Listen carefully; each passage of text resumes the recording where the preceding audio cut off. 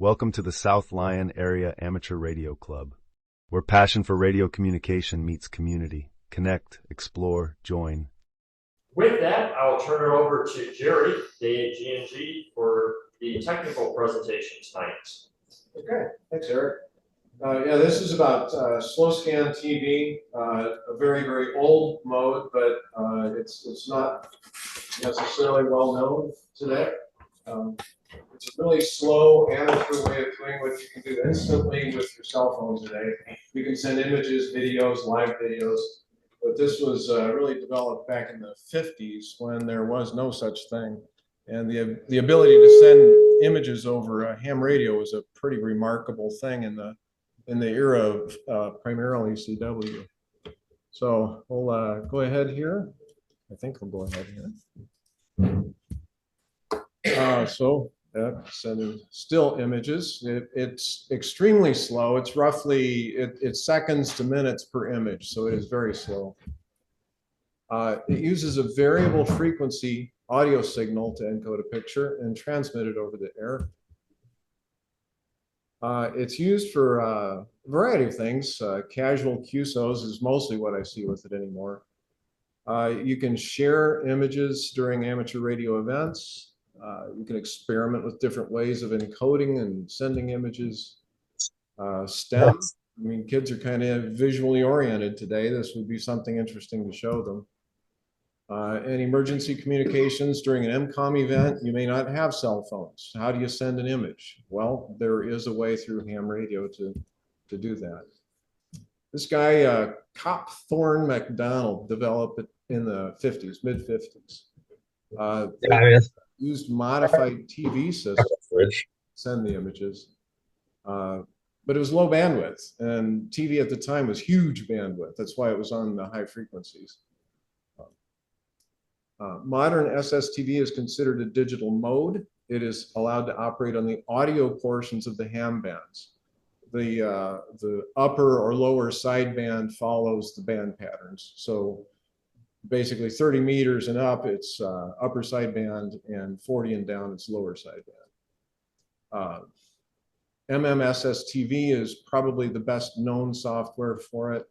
Another one called Ionic it's basically an overlay on MMSSTV. It uses the same files, it just looks different, and it adds one encoding mode that is unique to Ionic. So how does it work? The sender's software breaks the visual image into lines, raster lines, horizontal scan lines, converts those to tones, and transmits them as audio signals over the radio. On the receiving end, it takes that frequency information, converts it back into an image. The frequencies represent the pixel brightness or color value. I'll get into this, but there's a wide variety of ways that this stuff is encoded. This is a pretty good presentation. I'm not sure the best way to start this. Let me try this. This is about 5 minutes long. The guy does a really good job of explaining how this stuff works. So let me see how this goes. Yeah, that's what I expected. Should just be able to drag it over. Let's see. Come on. I guess that filled the screen. Yeah. I don't hear any audio.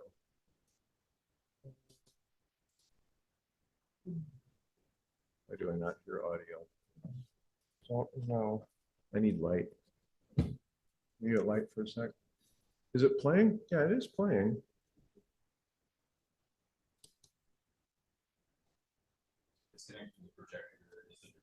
We had audio, or oh wait, I know why.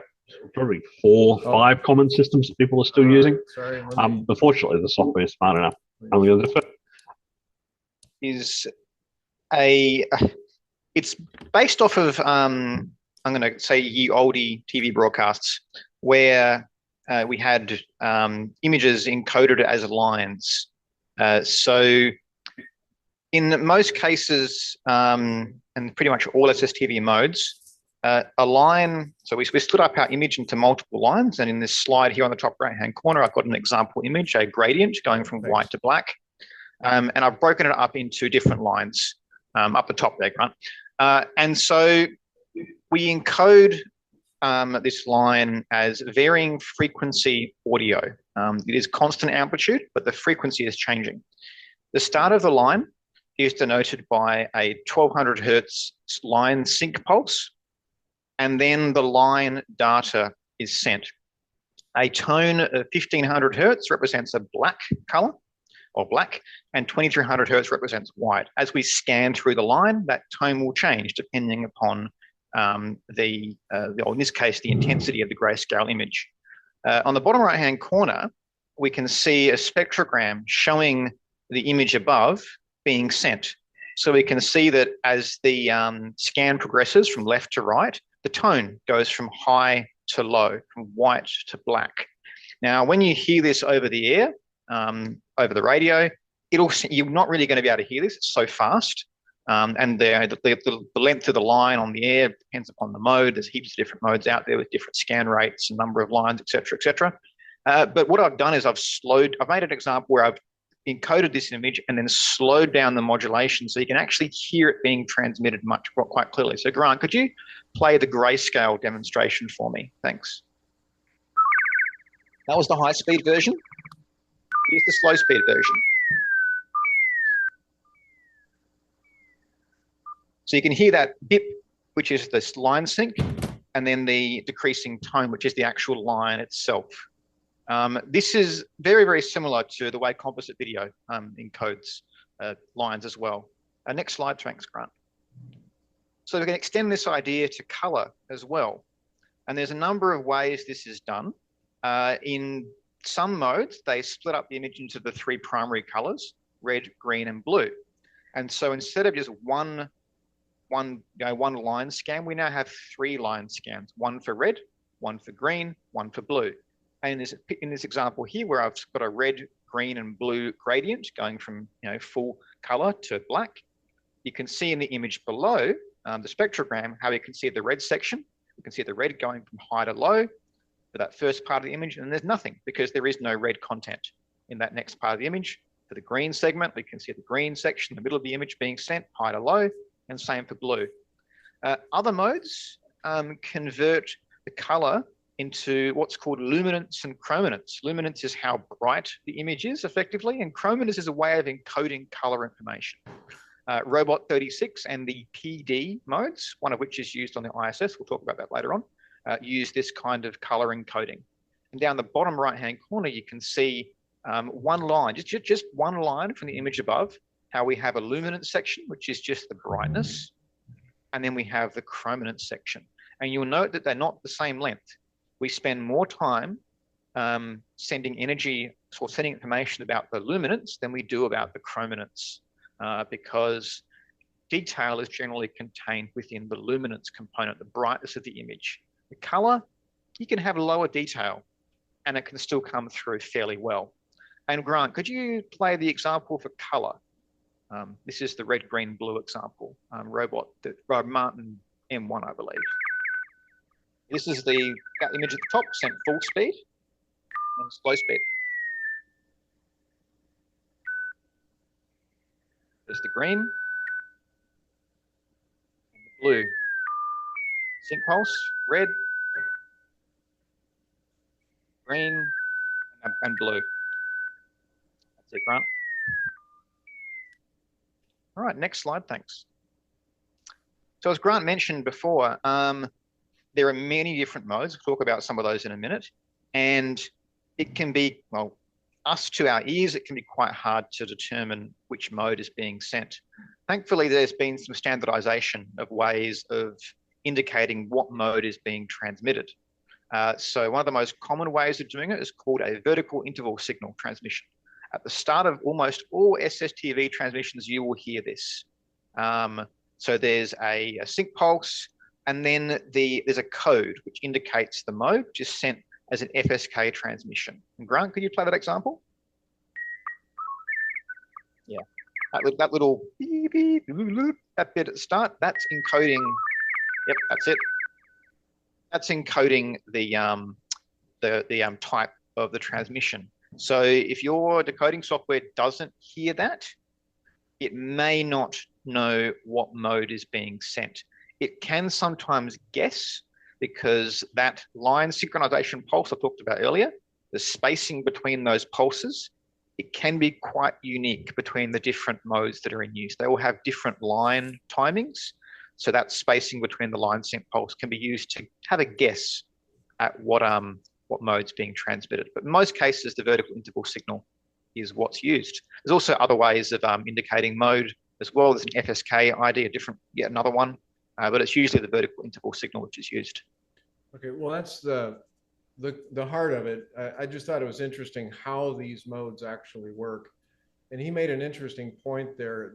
This encoding bit at the beginning, sometimes your software may not pick it up, and all you'll get is hash on the screen or nothing.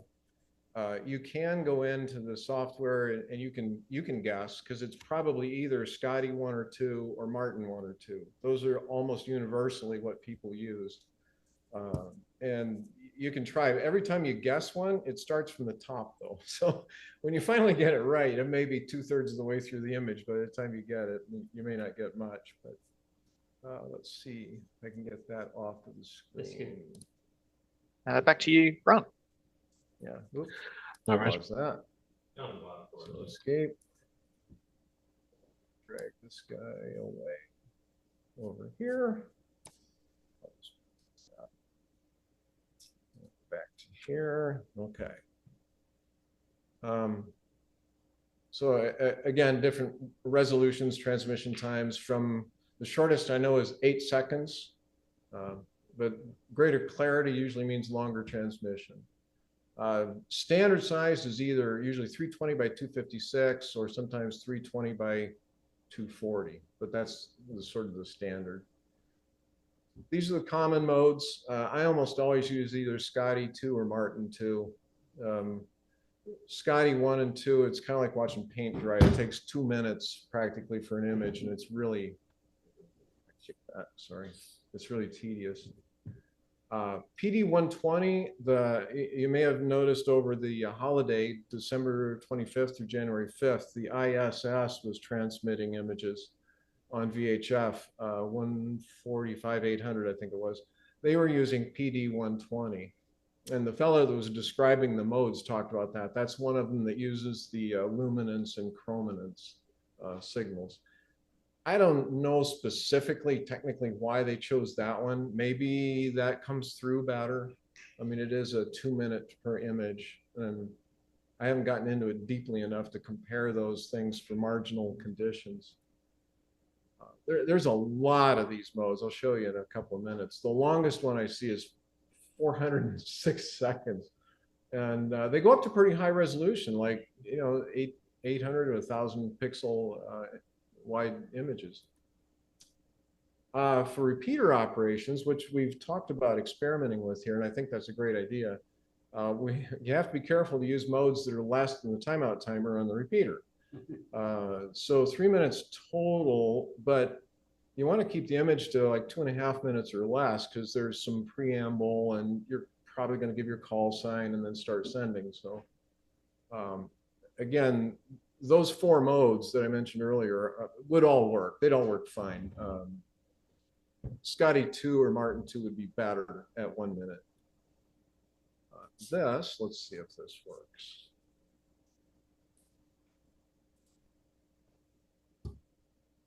Oh, I'm gonna have to drag this over. So this is the original image, and this is the thing as transmitted on BW8, black and white 8. There's no color. This is fast. It does work. Let's see this thing here. This is Robot 36. There's several robot modes. They're cleverly named for the time they take. There's Robot 24. Anyone? 24 seconds. So there's a few of those. Scotty 1, to my eye, it's a little bit softer than the original, but not much. I mean, if you look at the resolution bars in there, they're pretty close. Scotty 2. I think that's all the direct. No, and Scotty DX. I mean, this one is really clear, but it's 4 minutes to do the image. I think at the top of this, there's a table here of the different resolutions. So PD 290, 800 by 616, almost 5 minutes. Oddly, the P7 isn't quite as good resolution as PD 290, and it takes longer. So there's a variety of, as always, there's more than one way to skin a cat. So let's see here. Oop. Gotta get off of that. Oh, at the bottom of these, if I'll make this file available, we can put it on the web. If you ever want to go into a couple of these presentations, there's a lot more detail in here if you want to explore it. This is MMSSTV. This is the most common program used. This is the main interface window you see here. There's a sync window. The RX tab here is what you're receiving. The history tab, it automatically saves the images, and you can go back through the ones you've seen. TX is the one you're going to send, and then template is where you build your own images. So some of these images down here are some that I've made and that I use. And then in the middle here is the mode. You click the mode when you go into the transmit. So I'll go into more detail on this. To set it up, there's a little fiddliness. Again, this is old software. I think the last time this was updated was like 2010. So it's they do have some of the more current radios, but not all of them. So you open the program, MMSSTV. This version is 1.13a. This is the most recent version that I know of, and it's the one everybody seems to use. I would only use that one. You may find older links online. The 1.13a works really well, and it's the current one. In Windows anything? Say again? What Windows version are you using? This is in, I'm running Windows 11 on this machine, so it runs in Windows 11. Okay. And I think all prior. I don't know about Linux, and I don't know about Apple. I apologize to those two communities. All I'm familiar with really is the Windows. So to set it up, we go into option, and then you look for this setup selection. There are 3 tabs in the setup window. This is for my FTDX10 I have at home. The drivers that I have in mind, your comms may be different. Mine set up 2 COM ports, COM 3 and 4. COM 3 is the one that manages the PTT. That's the critical thing here. You have to have the PTT working. The drive level, see if you click off of that. The drive level, this controls the audio drive. So on your transmitter, you don't want to drive your ALC up. So you want to be able to manage the digital level. It won't do it on the fly. It's a little irritating. You can adjust it, stop your transmit, restart it, and you can see if you're at the right level. It won't let you just slide it up and down while it's transmitting. And you do want to put your call sign in there because this will auto ID with CW. So you want to make sure that's correct. And then this is under the miscellaneous tab. You have to set your sound card. So the mic setting, again, on my FTDX10, there's 2 that show up as USB audio, the mic and the speaker. I just renamed them to FTDX10 mic and FTDX10 speakers so I can remember which is which. Once in a while, I don't know why, it loses track of this. And if it's not transmitting or it's not receiving, go back in and check. It may have zorched that setting somehow. At the bottom here, Japanese, English, or other, you can change the language on this program. MM is the initials of a Japanese fellow. I don't remember his name, but his initials are MM. But you can set Japanese or English. Yannick if you download Ionic, it defaults to Spanish. And you have to kind of suffer through a little bit of Spanish to get to this tab, and you can change it to English, and then it'll. So Jerry, what's size 0? Is that the font size? Good question. Yeah, if you change the font here, it changes everything in the interface to a different font size. Yeah, I think so. Size 0 is not. It is definitely not. Probably a default. I'm going to guess 0 means default. And yeah, and frankly, I have no idea what a lot of these settings do. I've never changed them. So you don't really have to play with this stuff. There's maybe much that you can do with it. The commonly used frequencies, 7.171 allegedly. I don't think I've ever seen a signal on it. 14.230 is busy almost all day, every day. If you want to play with this on HF, use 14.230. 145.500 is apparently a standard for 2 meters. There may be one, I'm sure there's others on other bands, but I haven't used them. These are some images I just downloaded from the ISS. These are kind of typical of what I see when I'm monitoring. The top left one's pretty clear. You get bands of interference like this pretty routinely. What antenna were you using? This is just a simple Diamond 200A vertical in my attic. So even though it's coming from the space station, their download is reasonably strong, and it was pretty clear. And I think they do this multiple times a year. It's not just during the holiday. Seems like every couple months. Yeah, so I was going to make a comment here. They do it at least twice a year on the ISS. And the other thing, I have yet to try it. I've been running just a, 5/8 wave vertical, 2 meter 440 antenna. People have said a simple quarter wave vertical in the 2 meter band works much better than a like a collinear or any of the other styles.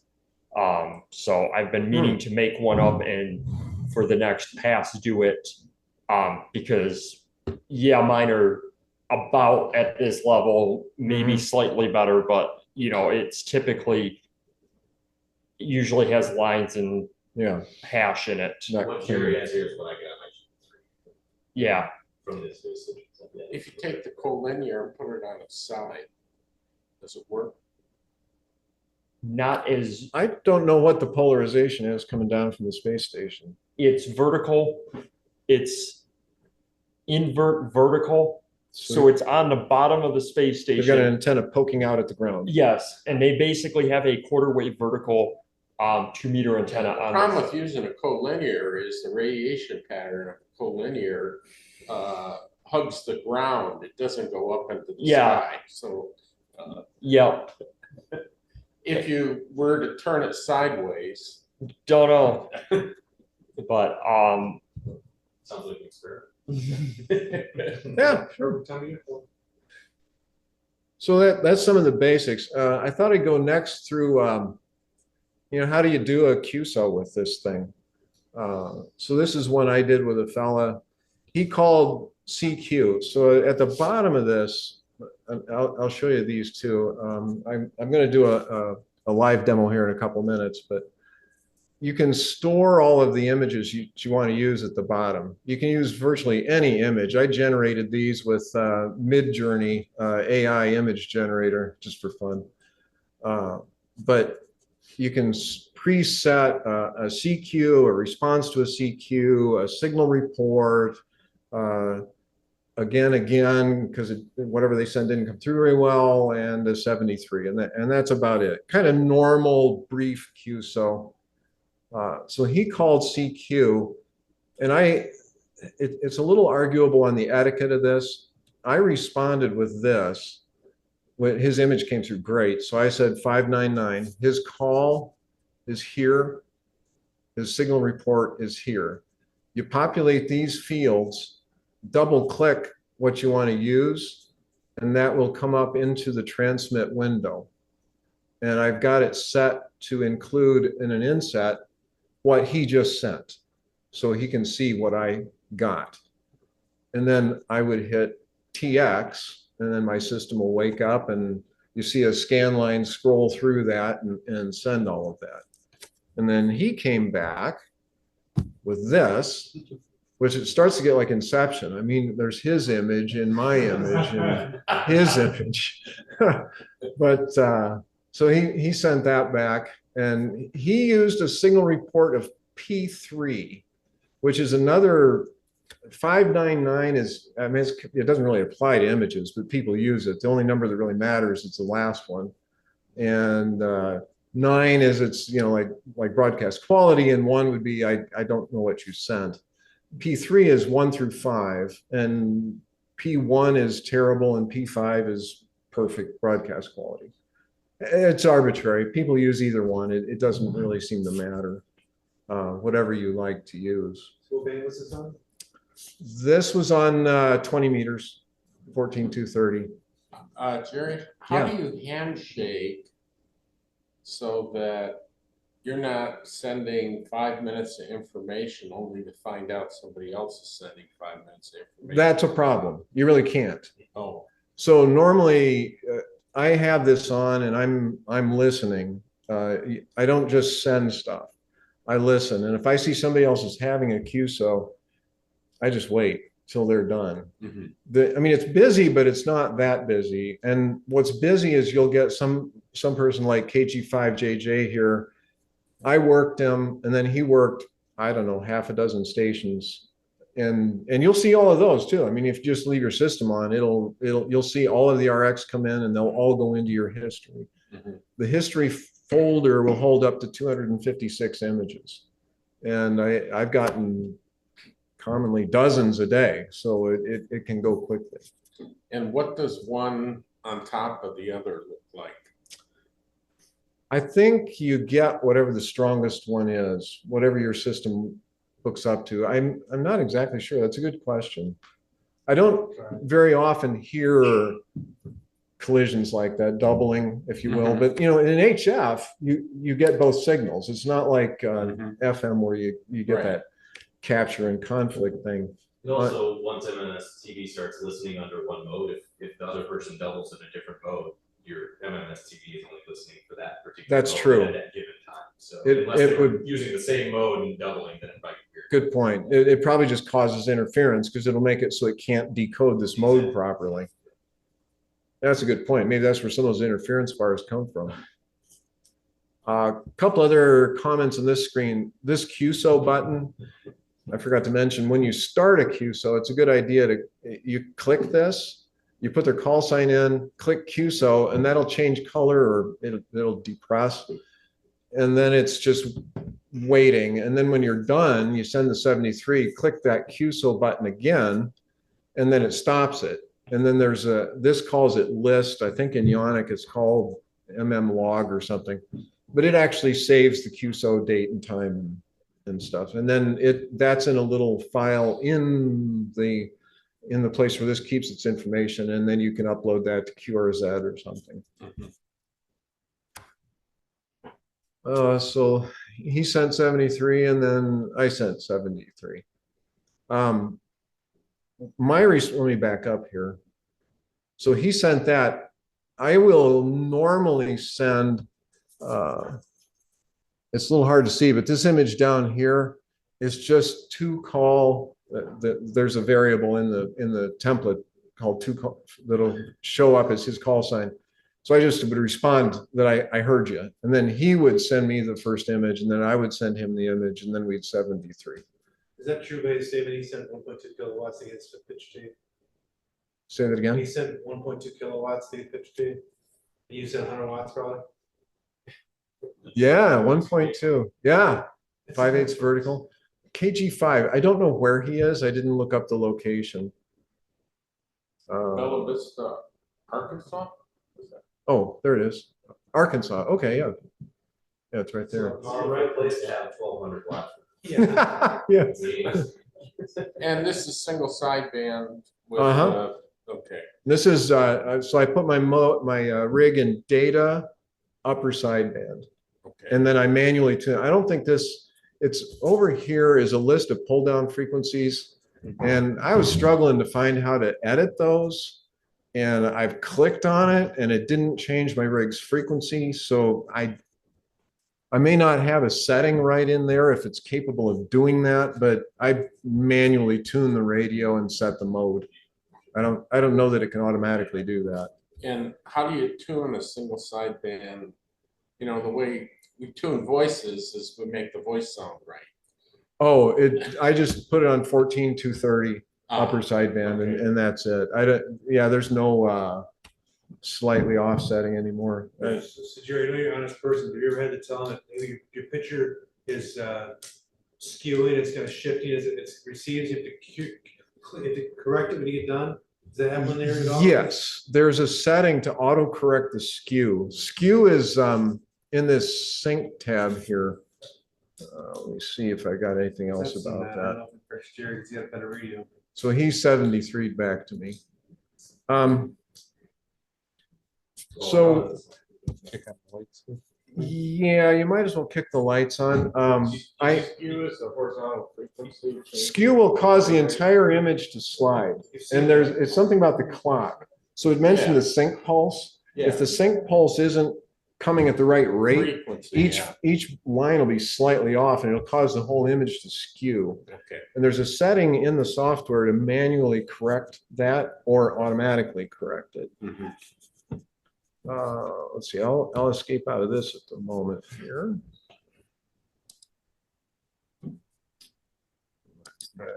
And bring this up. Really, right? Yeah.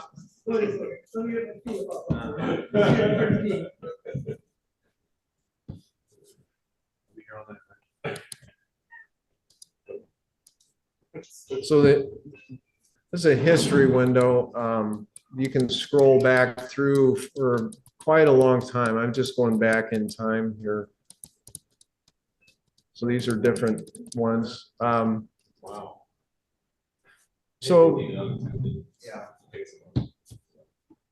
Fascinating to leave it, just let it receive. I do that. I leave it on all day and then just go back and look through all the images. It's kind of fun. Is it still the case, one's come to Europe and more risque than one's come to the US? They like to send pictures of ladies.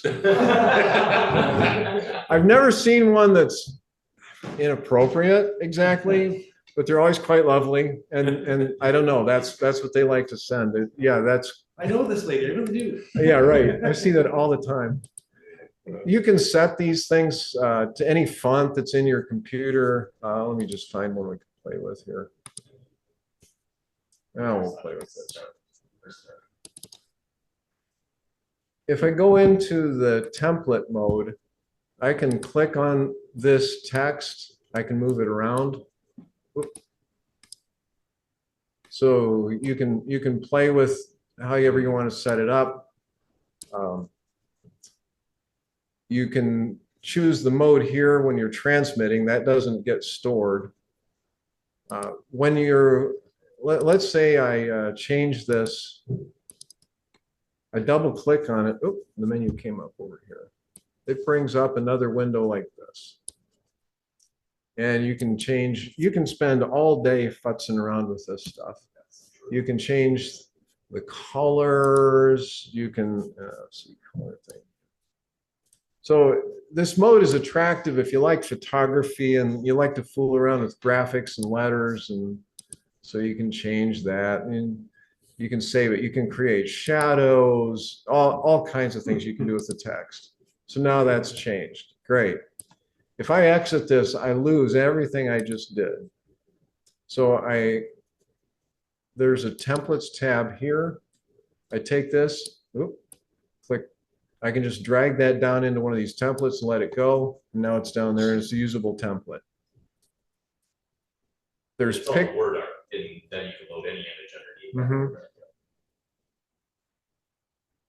And this has show with template or not. You can turn the template off. If I wanted to, not sure how that works. You can drag pictures into these boxes. You can, let's see if I double click this. There we go. So that template just came up on a different image than what I had before. So when you click a template, it'll go up there.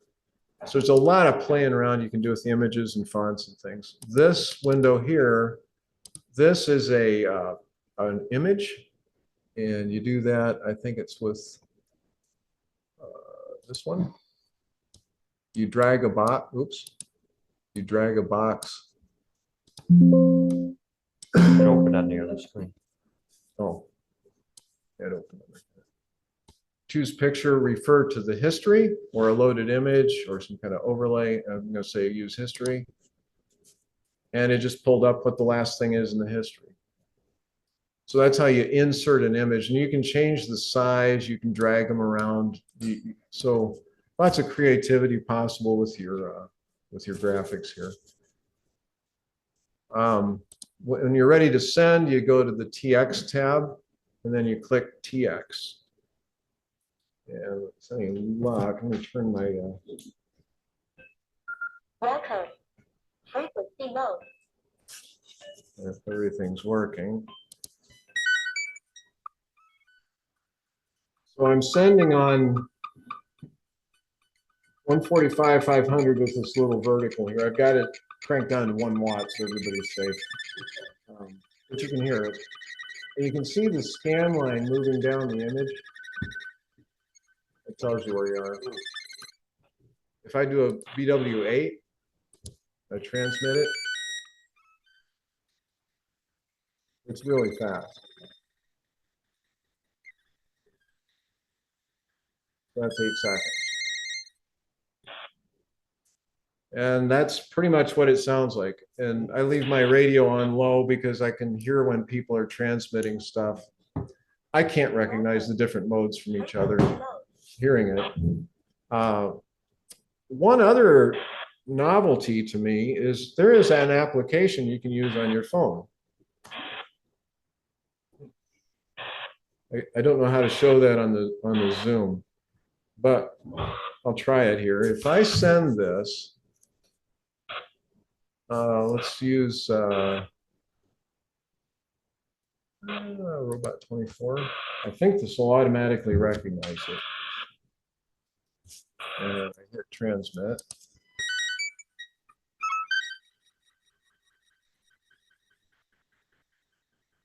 Coming in on my cell phone.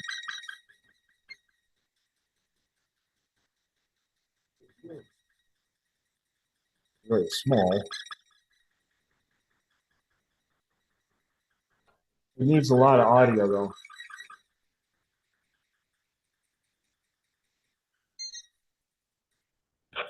So I got it. And in fact, with this thing, you can actually transmit it. So if I use an image file from the roll, here's an image. So it says select image file, use camera, set text. I could put a call sign on there. And then if I press transmit, no, you don't need it should be okay. Oh, that's not gonna work. Ow, that's really loud in my hearing aids.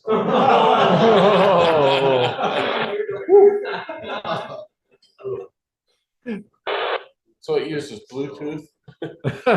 Well, it uses the output of the phone, so Hey, Jerry.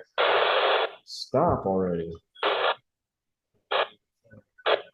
Must be an iPhone phone only or something. I'm gonna make it stop.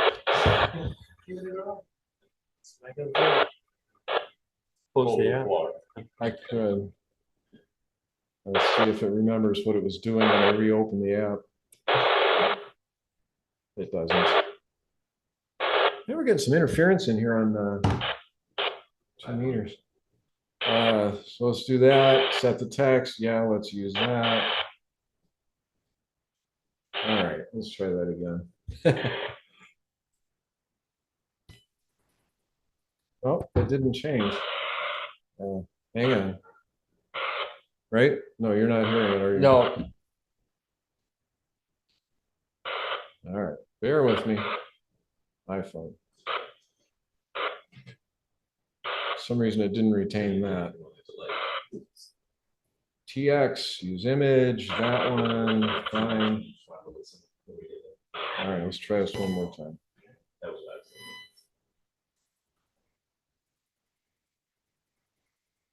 Oh, can you click the RX tab?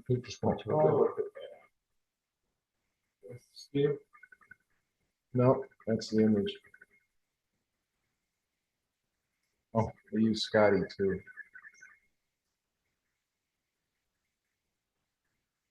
So if you wanted to play with this, an HT and a cell phone can do it. You don't have to use all this fancy software. The iPhone or Apple or? This is an iPhone. Is that you talking? Probably. But it's available for any Android?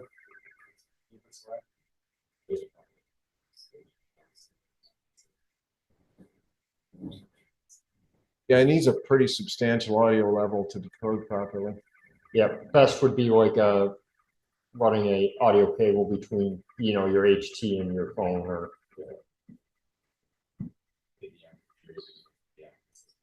So anyway.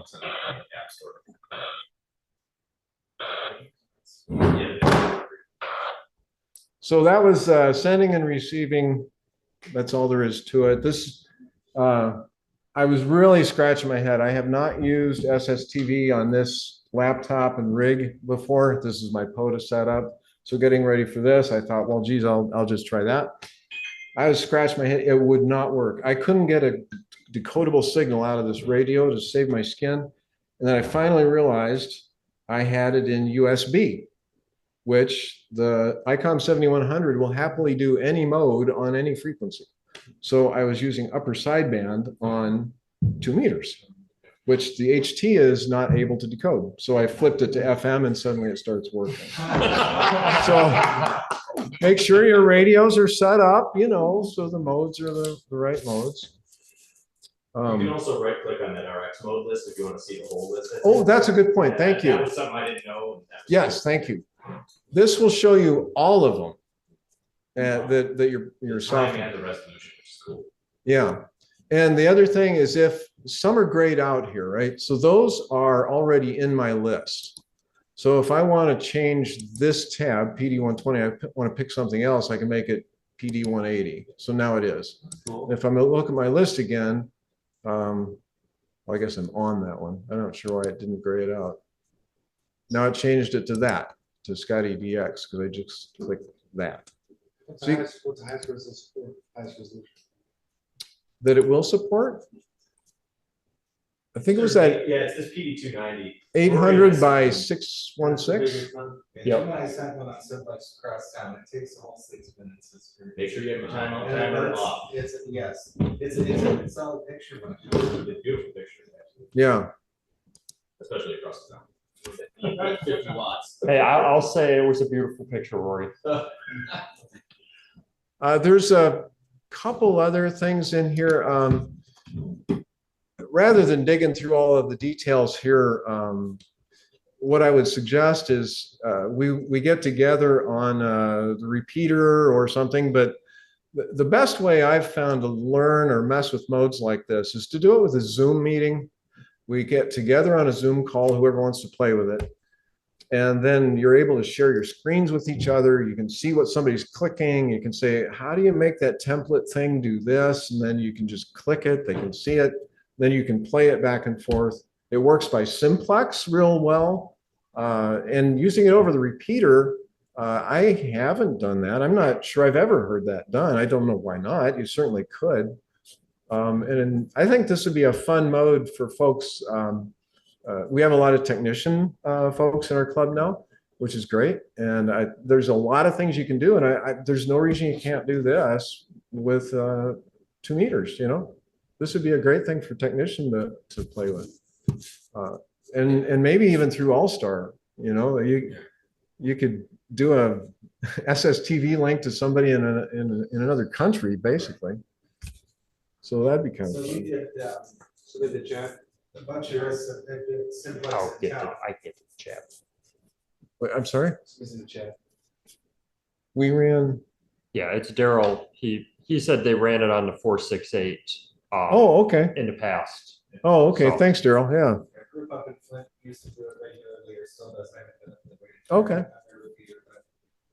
We're open to doing it on ours if we get people that are interested. A bunch of us in town, even Jerry and Bright, Jim and I were able to work. Yeah. Simplex worked great. And I agree, if you guys play with it, and maybe down the street, we can play Simplex for sure, but we hope, once we get some people set up, we'll designate a time to set them under the feeder and do it at least one time to see how it goes. Yeah, that'd be fun. No 6-minute images in the feeder. No, I'm not going to work because the repeater will time out. And And- they're just short of 3 minutes, actually, technically. The way they all start opens and closes, we found that out. Okay. It's like 2 seconds short. Okay. And it is a fairly lengthy digital mode. It'll drive your finals pretty hard. You'll be transmitting continuously for 2 minutes, so be aware of that, I guess. Real briefly, I thought I'd share this. Let's get back to presentation mode, I guess. I have 3 different radio thingies, and it turned out to be really challenging because they all work differently. I've got this ICOM 7100, which has a very different setup for the PTT. I had a hard time getting this to work. Turned out this had to be no port in the TX. The rest of it's the same, but then in the port, see this says radio command? I clicked radio command, and in here I set the COM port, the baud rate, the hex address for the ICOM 7100, and then this selection here in the bottom, there's a pull down for this. And so I picked that one. When I did that, the PTT began working. And then the audio is different on the 7100. I've got a different pair of USB audio drivers for the ICOM. So that was, I don't know why it works this way. I really don't understand what it's doing, why you have to go into the radio command thing to do this. The FTDX10 was not like that. And then finally, my FTM 300 was yet another. It does not have an internal audio card. It has it, but you can't access it externally. So I have a DigiRig, and this was the first time I've ever messed with a DigiRig. Well, installing the DigiRig, it has its own COM port, so it's COM6, and that worked with the PTT in the radio. And then it has its own USB audio drivers, yet again. It's worth mentioning on the DigiRig for a 2-meter UHF rig, it won't do any cat control either. Change frequencies. Right. Yeah, you have to manually. It's basically just a basic sound card and a PTT Right, button. right. That's it. Yep. You're right. And I'm going to bring up one other thing while you're here, Jerry. Mhm. There is a note, if you dive deep enough into the ISS slow scan TV's information, they actually recommend changing the clock frequency. Oh, yeah. And I don't remember what Oh. it is off the top of my head. I will, when I post this on the website, I'll put a link to the ISS information. And I'll let everyone know when the next time they're doing it. It's probably going to be summertime, but there is something with that clock frequency. They recommend you change it, and it did clean up my images. Yeah, Eric's has got the best images for the box. Yeah. Hey, Jerry. Just real quick, I wanted to hit this while we're talking about it. Auto slant is right there. You can turn that on and off. That'll adjust that sync thing on the fly. Okay, we had 2 questions, Mike. Yep. Go online first. Okay, someone online had a question. Jerry, Daryl. I had a comment for you real quick. Because this software is so old and it really doesn't require an installer, if you copy your SSTV folder 3 times and put 3 different shortcuts on your screen, you can set up each radio in each version and just name them, 710 or 7300 or 300. And then when you start it, it'll keep those radio settings for that particular radio. Oh, that's a great idea. Thanks, Daryl. Yeah. Yeah, so I have two, one for my 9100 and one for my 7610. And then this way you don't have to keep going back and changing them. Okay. This stores its stuff. Let's see if I can bring up File Explorer here. It stores it in kind of an odd place on the C drive, right in the root directory of the C drive. It creates this folder called ham, and everything is under ham. MMSSTV, the history. You can go into the file, the folder, and see all of the stuff that's in your history. And you can archive it if you want to. And I put the ISS images in there. Yeah, that's a great idea, Daryl. Thank you. Mike. Yeah, my question. Obviously, you're taking photos that you've got or pictures that you've got from other locations being transmitted. Is it possible to transmit anything live or almost live? I don't know. The reason why I ask is considering what just recently went on in California. Right. And with all communications being down, as Right. a ham radio operator, you might be able to help things if you were able to send those kinds of things out to other hams who then could interact with the powers that be. So I have heard BW8 is pretty as close as you're gonna get in slow scan in the current format to being live, with it being an 8-second image scan, where you can take 8-second stills with a camera and set it to be sending continuously. But again, you need a radio that can handle 100% duty cycle. Right. So. Just a thought. Yeah. I was just trying to see. This is to choose included picture. I don't see anything live. Daryl, if you're still online, do you know the answer to that? Can you do a live, like from the laptop camera or something? No, I think you have to use ATV to do that. Best you could do is you could have your camera set up to take, 10-second images and then send them. But there's other software with the amateur TV that would be better suited for that. Yeah. Okay. Is the fast scan TV still a thing, or is that gonna die off? One of the, I think it was ICOM, just came out with a, I don't remember the frequency. It's a high frequency, but one of the like gigahertz frequencies, microwave frequencies, that is designed for sending TV images back and forth. Isn't there a like a net up in Flint or something like that? They have amateur TV once a week. I don't know that. I think there was a repeater that had it like on Monday nights the same time. It's not a net. Oh, okay.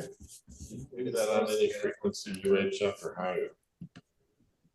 440. Yeah, ATV is only on 420 and above. Right, because it's 6 megahertz wide signal. Yeah. So money getting into this, basically all you do is buy the software. You don't have to buy it, it's free. Yeah, the interface. It's all free download. MMSSTV is free. Ionic was the other one I was talking about. You got a computer, you got your radio.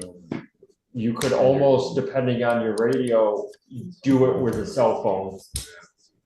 Yeah, I'll say I've installed Ionic and I've seen now Jerry's MMSTV. I don't think I'd fool with Ionic. I don't understand why anybody recommends it over just the regular MMSTV. So if you're gonna do it, just download the one that he suggests. Ionic will get a whole bunch of like, you should get this one instead, but it's a pain to install because it installs in Spanish. And then there you go.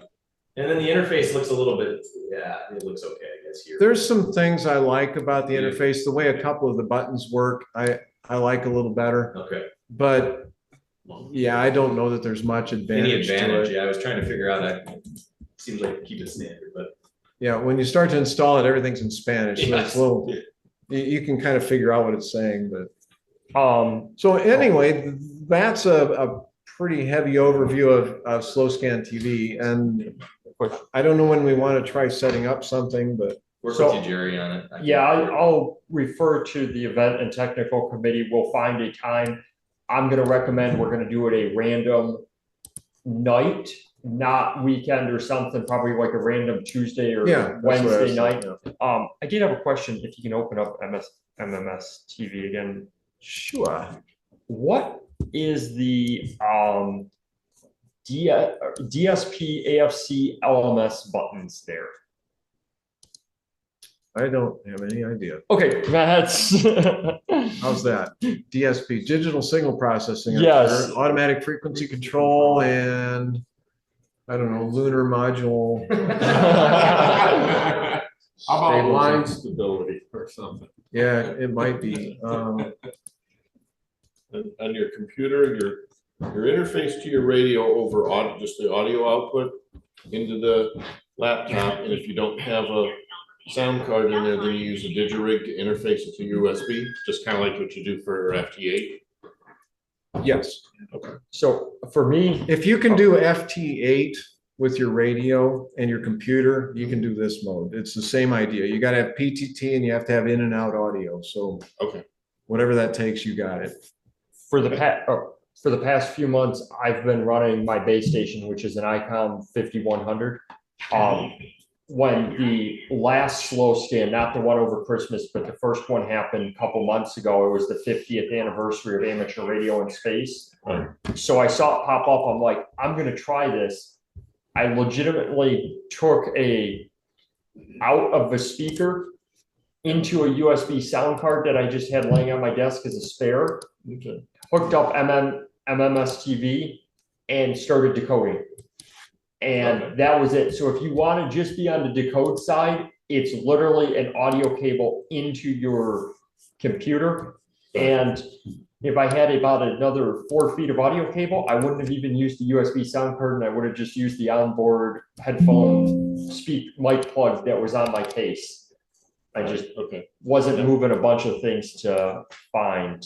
But Eric, along that note, you don't even read a radio. You got an SDR USB card. Exactly. Low power all the time monitoring. You know, Yeah. Raspberry Pi, maybe. Just using the microphone. So there is a help system. So just to show you that, I didn't know. So you go into the help search, put the term in there, and it's telling me something about it. LMS filters, they do various. There are a lot of buttons in this program, and I'm sure you can do a lot of clever things with it. I'm a kind of a hack with it. I just use it for basic playing around. Mostly because I like graphics and stuff. Pretty stable, even crashed yet? Pretty stable? Yeah, I haven't had any problems with it. Yeah. Yeah, I haven't had mine crash. What I will, Jerry had mentioned that it sometimes gets out of sync with the sound card. When my computer goes into power save or sleep, and then I pull it back up, I lose access to TX. I can still hear just fine, but I can't TX until I restart the program. Typical Windows weirdness, right? It sleeps to the sound card in some way. Windows loses its way with COM ports and audio settings pretty routinely. Although I have to say with Windows 11, I have not had as much trouble with that. And the COM ports that were referred to today obviously depends on what you've got plugged in your PC. It'll create whatever com's next in the list when you plug it in. I think mine's COM 8. To figure that out, I've unplugged it. I go to the the device manager ports, and you can see what COM ports are there, and then you plug the thing in, and then suddenly they'll appear, and then you see, okay, that's what. So I will say it does look like there are 2 slow scan nets or ATV nets out there. The slow scan one, I don't know how many of us are going to hear it. It is on the Central Michigan repeater. They do it every Sunday at 8 p.m. Does that have Echo Link or All-Star on it? I don't know. The 14539. Probably too far away. Yeah, you're not going to hear it directly. And then there is a specialized communication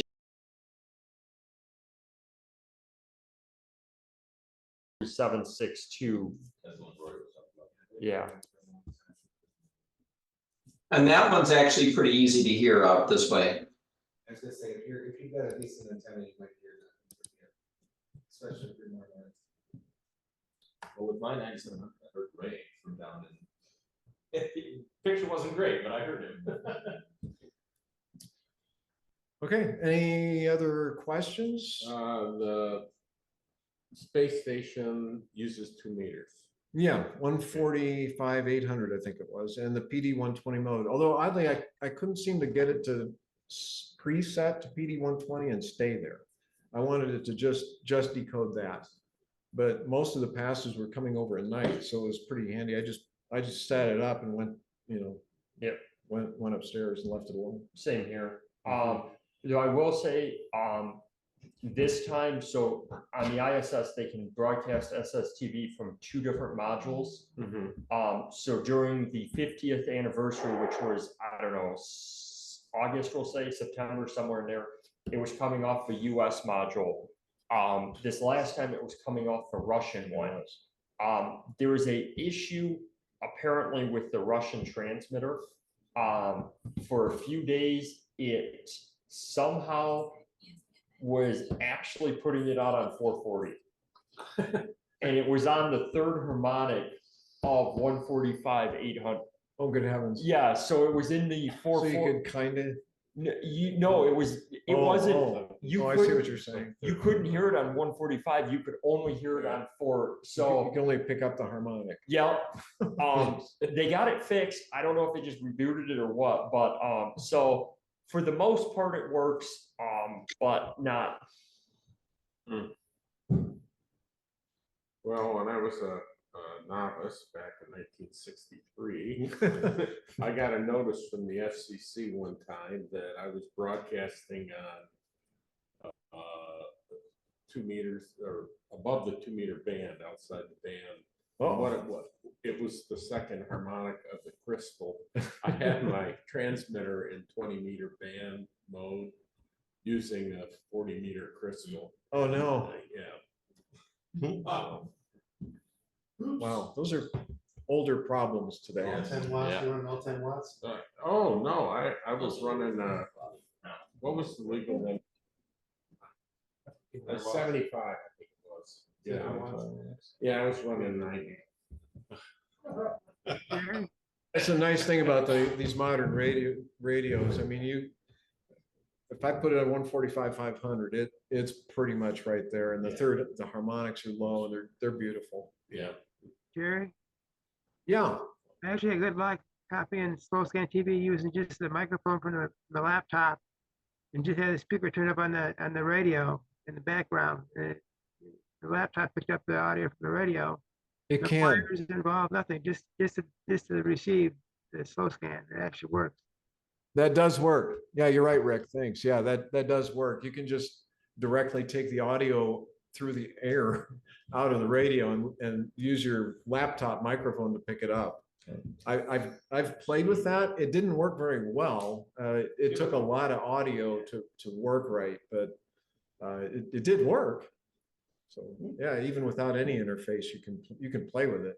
I think it's safe to say that you could probably do SSTV for $0 if you have a radio computer, right? Right. If you're already doing FTA, well, you might have to get an interface, but you can pretty much do it with nothing. So right. Yeah. if you're interested, we'll post some information, get together on a Zoom, and we'll try sending it. Maybe we'll do it that every once in a while. That'd be cool. So Jerry, I know you're pretty happy with what you've done with SCTV, but knowing what they can do with digital protocols now, being that slow scan TV is considered digital protocol, you've heard anything about any kind of compression to get a faster transmission or error correction to make sure there's no static at all?